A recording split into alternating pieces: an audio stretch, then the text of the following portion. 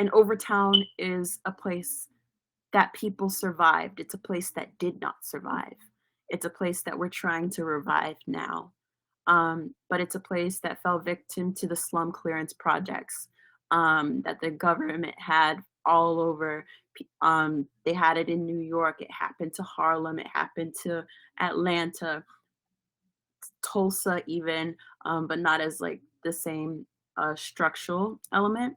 But in Miami, there's a freeway, Interstate I-95, that they built to go over, like over keyword, what was called Colored Town.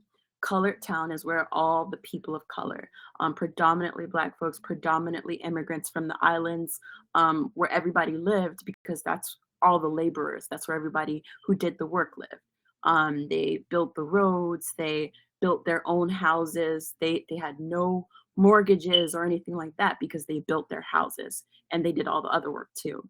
But as Miami became more of a destination city, a vacation city, and folks wanted to get to the water, they did not want to drive through Colored Town. They did not. It wasn't like a place. It was like Black Wall Street, basically. Um, and so what happened was they built this expressway here, and you can see this expressway is literally being built inside of the yard of this woman, and this is a woman and her child. Um, and you can see wearing Sunday best or whatever. They're probably going to church and whatnot. But it's crazy that this interstate is being built right there in their house, or like in their yard. And right next to her used to be another house, but it's gone now. So all over Overtown, people are getting forced out, eminent domain, and people are being moved out. In my own family, we found out that when some people moved, immediately people died of heart attacks. As we've seen in the news recently with the shootings happening, and like one of the school teachers who was murdered, her husband died days later, and the whole family said, "Oh, I know he had a heart attack," or but they're like, "Oh, no, no, no, he died of a broken heart." In the same way, imagine moving from your family's home. The street was your home. Everybody on the street was your cousin. And imagine leaving your home, never having a mortgage, none of that, and being forced out into housing projects, you know? And so as folks move out and were forced into these housing projects and whatnot, it was a tragedy because it separated families, it broke hearts, people died, some people didn't make it. And to this day, my family lives in South Miami, and all the cousins that my dad grew up on the same street with, now they live, I think the closest person lives over 45 minutes away, because we got pushed out of Miami proper into the suburbs and like away from what people wanted to be the destination of this destination city. And so this is a poem that I wrote just about this photograph. It's called an ekphrasis poem. It's art. An ekphrasis is art that imitates another art. But this has been my way of trying to give some agency, or trying to witness the people who survived these things that happened.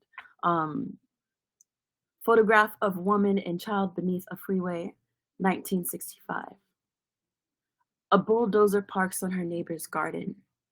Annuals, guava, and miracle fruit colored the yards of all the women in town.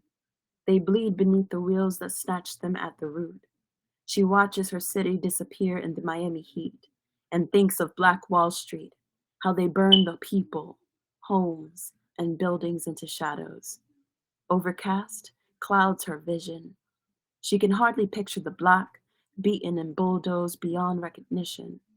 She stares with that open casket grief, public intimacy, as if to say, evicted by the government. Would you look at that? She stops to look at the camera for a witness. Her son is old enough to stand.